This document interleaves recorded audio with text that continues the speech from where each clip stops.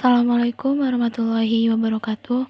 Perkenalkan, nama saya Amalia Putri dari program Studi Sistem Informasi. NIM 39120500008. Kali ini saya akan menjelaskan sedikit materi untuk memenuhi proyek UTS mata kuliah Bahasa Indonesia. Materinya yaitu ejaan yang disempurnakan. Yang pertama, apa itu EYD? Nah, sebelumnya kita harus tahu dulu ejaan itu apa. Ejaan adalah penggambaran bunyi bahasa, yaitu kata, kalimat, dan sebagainya dengan kaidah tulisan atau huruf yang distandardisasikan dan mempunyai makna. Ejaan merupakan kaidah yang harus dipatuhi oleh pemakai bahasa demi keteraturan dan keseragaman bentuk, terutama dalam bahasa tulis. Nah, sedangkan ejaan yang disempurnakan adalah ejaan bahasa Indonesia yang berlaku dari tahun 1972 sampai 2015. Ejaan yang disempurnakan atau EYD ini menggantikan ejaan Sowandi atau ejaan Republik. Selanjutnya, ejaan yang disempurnakan digantikan oleh ejaan Bahasa Indonesia atau EBI sejak tahun 2015. Kemudian ada ruang lingkup ejaan yang disempurnakan atau EYD. Yang pertama ada pemakaian huruf, yaitu dari mulai huruf abjad, huruf vokal. Huruf vokal itu seperti A, I, U, E, O. Kemudian huruf konsonan. Nah, kalau huruf konsonan itu huruf selain dari huruf vokal. Nah, kemudian ada gabungan huruf konsonan. Nah, gabungan huruf konsonan ini huruf selain seperti KH, NG, NY, dan SY. Nah, contohnya itu seperti kalimat KH yaitu khusus, NG yaitu ngarai, dan NY yaitu banyak, kemudian SY yaitu syarat. Nah, kemudian ada huruf diftong. Nah, huruf diftong contohnya itu AI, AU, dan OI. Nah, seperti AI itu kayak pandai, kemudian AU itu harimau, kemudian OI itu boykot. Kayak gitu-gitu contohnya. Nah, yang kedua pemakaian huruf kapital dan huruf miring. Yang pertama ada A, huruf kapital atau huruf besar. Huruf kapital dipakai sebagai huruf pertama pada awal kalimat, petikan langsung, ungkapan yang berhubungan dengan nama Tuhan, unsur nama jabatan, nama gelar kehormatan, keturunan, nama orang, nama bangsa, suku, nama geografi, bulan, tahun, dan lain-lain. Kemudian pada huruf miring. Huruf miring dalam cetakan dipakai untuk menuliskan nama buku, majalah, surat kabar yang dikutip dalam tulisan, nama ilmiah atau ungkapan asing, kecuali yang telah disesuaikan ejaannya. Dan untuk menegaskan atau mengkhususkan huruf, bagian kata atau kelompok kata. Yang ketiga ada penulisan kata. Ada beberapa hal yang perlu diperhatikan dalam penulisan kata, yaitu yang pertama di kata dasar.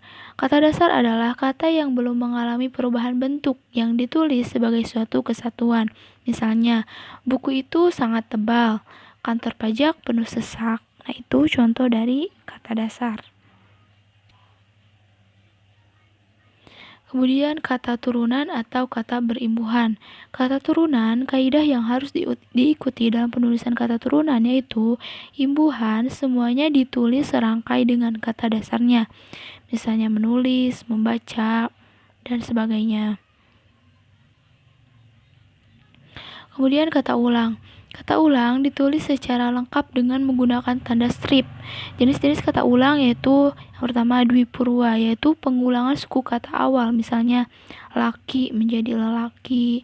Kemudian dwilingga, yaitu pengulangan utuh atau secara keseluruhan, misalnya laki menjadi laki-laki. Terus ada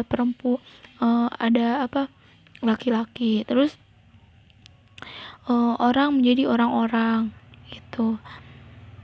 Kemudian dwilingga salin suara, yaitu pengulangan variasi fonem, misalnya sayur jadi sayur mayur, warna warna-warni. Kemudian pengulangan berimbuhan, yaitu pengulangan yang mendapat imbuhan. Misalnya bermain-main, lompat, berlompat-lompat, kayak gitu-gitu. Jadi dia mendapatkan sebuah imbuhan atau sebuah editan lagi dari kata-kata selanjutnya. Yang keempat ada pemakaian tanda baca, yaitu ada tanda koma. Kaidah penggunaan tanda koma digunakan antara unsur-unsur dalam suatu perincian atau pembilangan. Kemudian ada memisahkan anak kalimat atau induk kalimat jika anak kalimat itu mendahului induk kalimatnya. Yang ketiga ada memisahkan kalimat setara yang satu dari kalimat setara berikutnya yang didahului oleh kata tetapi atau melainkan. Yang didahului oleh kata tetapi atau melainkan. Nah, kemudian ada memisahkan petikan langsung dari bagian lain dalam kalimat. Kemudian ada tanda titik. Penulisan tanda titik dipakai pada akhir kalimat yang bukan pertanyaan atau seruan. Kedua, akhir singkatan gelar, jabatan, pangkat, dan sapaan. Yang ketiga, akhir singkatan nama orang. Yang keempat, singkatan atau ungkapan yang sudah sangat umum. Bila singkatan itu terdiri atas 3 huruf atau lebih dipakai 1 tanda titik saja. Kemudian dipakai di belakang angka atau huruf dalam suatu bagan, ikhtisar atau daftar. Kemudian dipakai untuk memisahkan bilangan atau kelipatannya. Yang selanjutnya memisahkan angka jam, menit, dan detik yang menunjukkan waktu. Yang terakhir tidak dipakai pada akhir judul yang merupakan kepala karangan atau ilustrasi dan tabel. Kemudian tanda titik tanya atau tanda tanya.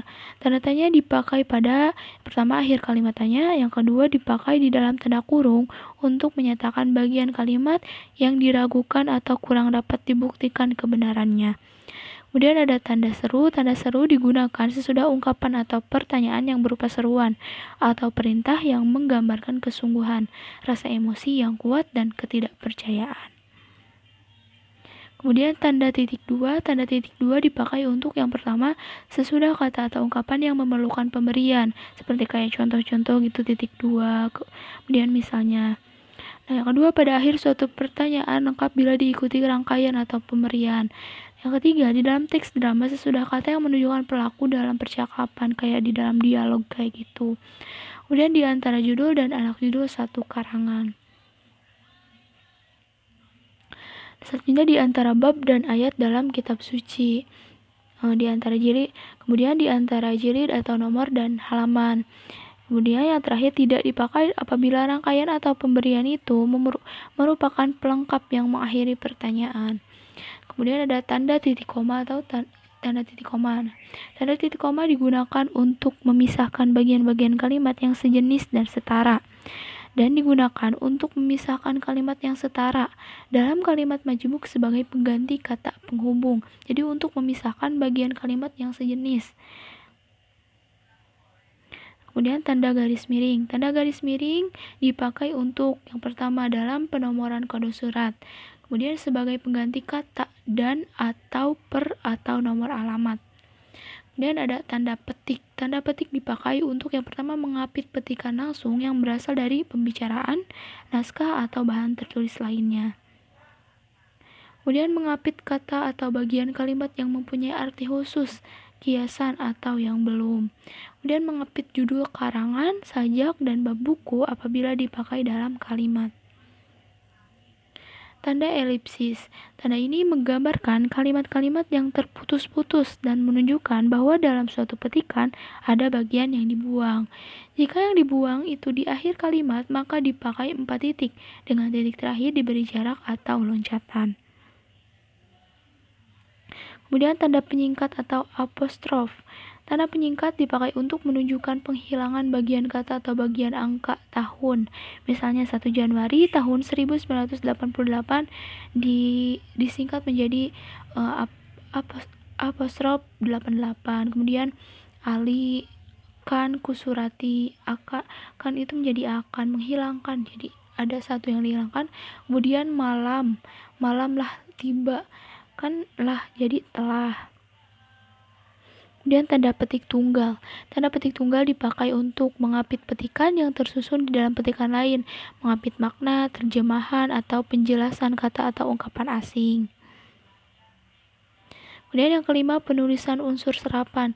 Penulisan unsur serapan pada umumnya mengadaptasi atau mengambil dari istilah bahasa asing yang sudah menjadi istilah dalam bahasa Indonesia. Contoh, presiden menjadi presiden. Kemudian berdasarkan taraf integritasnya, unsur serapan dalam bahasa Indonesia dikelompokkan dua bagian, yaitu yang pertama secara adaptasi, yaitu apabila unsur asing itu sudah disesuaikan ke dalam kaidah bahasa Indonesia, baik pengucapannya maupun penulisannya. Salah satu contoh yang tergolong secara adaptasi, yaitu fungsi, koordinasi, manajemen, atau sistem material ekspor. Yang kedua, secara adopsi, yaitu apabila unsur asing itu diserap sepenuhnya secara utuh, baik tulisan maupun ucapan tidak mengalami perubahan.